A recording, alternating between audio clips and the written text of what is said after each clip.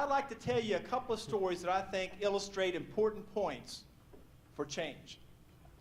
As Patrick said, for the last 25 years, I've worked with internal and external clients in a variety of types of organizations, and almost all of my work has been around change.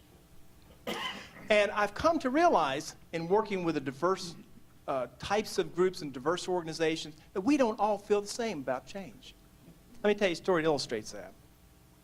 1996, my younger brother decided he was going to go to Costa Rica and raft the Sarapiquí and Pequari rivers, two of the top 5 raftable rivers in the world. And he called me up and said, Glenn, would you like to go? See, Jack plans all these trips and takes me along for humor. So I said, sure, let's go. So Jack's flying from Springfield, Missouri, and I'm flying from Columbus here. And we meet in San Jose and get on the same plane. Our arrangements weren't the best, so Jack was about 3 rows behind me. So I'm sitting there with a Costa Rican on my left and an American who lives in Costa Rica on my right. And we said hi, and I began reading a book. You know how you do on an airplane.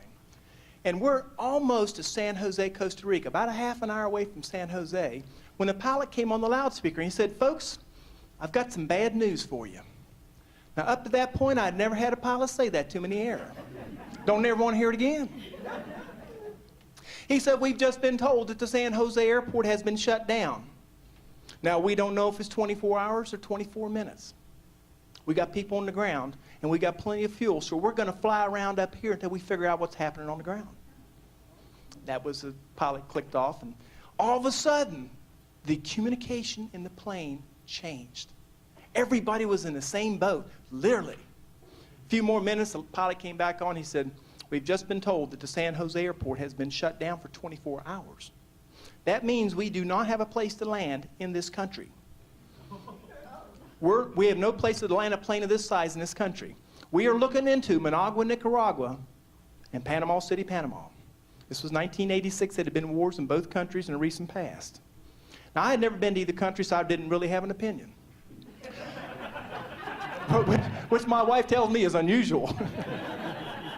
So I'm sitting there, all of a sudden I hear rippling from the front of the plane. I hear, Panama, Panama, Panama. They were voting.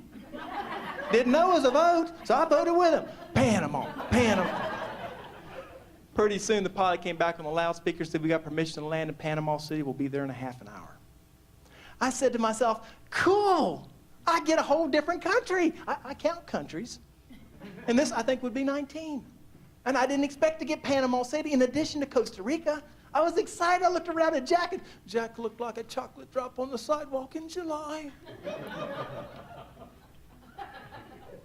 Because he had planned this vacation. You got to realize going on vacation with Jack is like going to boot camp.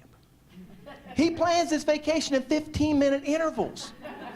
You're up at 6 o'clock, 6:15, showers over, 6:30, breakfast over, and 6:45, you're at the first waterfall or whatever he's got planned. And he had a whole day of this agenda had been wiped out by this event. He was devastated, but I was excited. And there's many other examples that tell you that the same two people experiencing the same kind of change will find sometimes dramatically different responses to the same change.